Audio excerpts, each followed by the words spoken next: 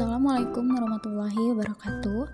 Hai, halo semuanya. Di sini kami dari kelompok 1 Biomimikri TPB 45 akan menjelaskan proyek biomimikri kami yang berjudul Konstruksi Pondasi Sarang Laba-laba atas Tanah Daya Dukung Rendah Bangunan Bertingkat Tanggung. Perkenalkan, saya Eria Rahmawati dengan NIM 12233300024 Prodi Teknologi Industri Pertanian. Perkenalkan, nama saya Kaila Tri Cahyani, NIM 122333032 dari Teknologi Industri Pertanian. Saya Gilang Ramadan dengan NIM 122330029 dari Prodi Teknologi Industri Pertanian. Perkenalkan, nama saya Marcella Zana Gotama, NIM 122330031 dari Teknologi Industri Pertanian. Saya Muhammad Hilmi Haris No Limit dengan NIM 122330028 dari Prodi Teknologi Industri Pertanian. Nama saya Putri Ananda Aulia dengan nomor NIM 122330042 dari Prodi Teknologi Industri Pertanian. Perkenalkan, nama saya Roy Ramandika dari Prodi Teknologi Industri Pertanian dengan NIM 122330023. Apa itu pengertian biomimikri? Biomimikri adalah istilah yang digunakan untuk mendeskripsikan material, mekanisme, dan sistem yang dibuat oleh manusia dengan jalan meniru desain dan sistem yang terdapat di alam. Tujuan biomimikri. Tujuan dari biomimikri adalah untuk mencapai sebuah produk, proses, dan cara-cara yang baru untuk kita hidup dan beradaptasi di bumi dalam jangka waktu yang panjang. Arsitektur biomimikri. Arsitektur biomimikri secara etimologi dibagi menjadi dua kata, yaitu arsitektur dan biomimikri. Arsitektur berarti sebagai seni dan ilmu dalam merancang dan mendesain bangunan, sedangkan biomimikri merupakan cabang teknik biologis yang bergerak pada usaha mencari struktur serta fungsi makhluk hidup.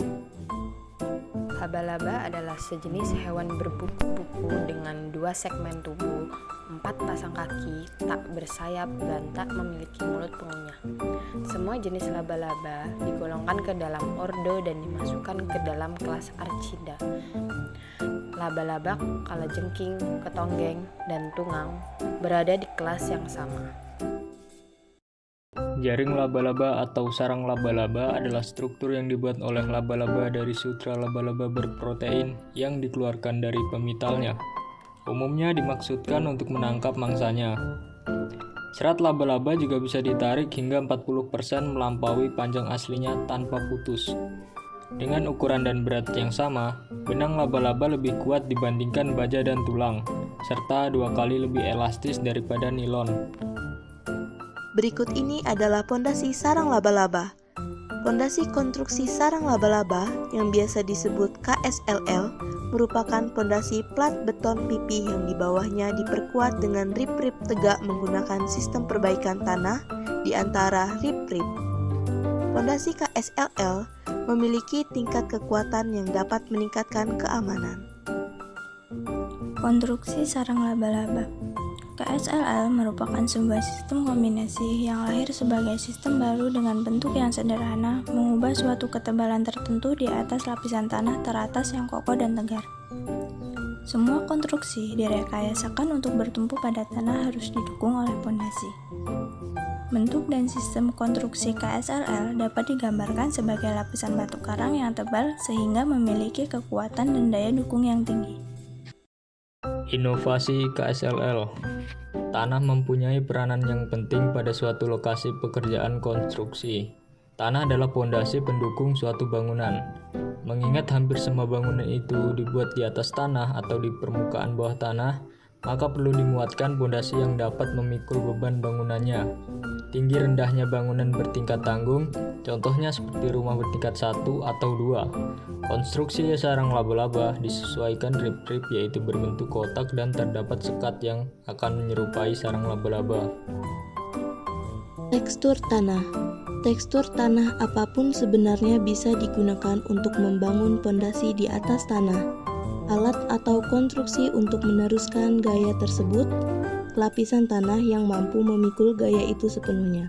Teknologi yang sudah dipatenkan pada tahun 1976 di Departemen Kehakiman dan diperbaharui lagi tahun 2004. Ini sangat cocok diterapkan untuk semua jenis tanah termasuk tekstur tanah bergambut.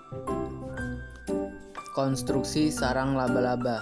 Tujuan dari penggunaan sistem pondasi itu sendiri adalah untuk memperlakukan dan memperkuat pondasi dalam penurunan yang dialami, serta memiliki kelebihan dalam penggunaan bahan yang lebih hemat dibanding pondasi rakit dan memiliki kekuatan lebih baik dibanding yang lain.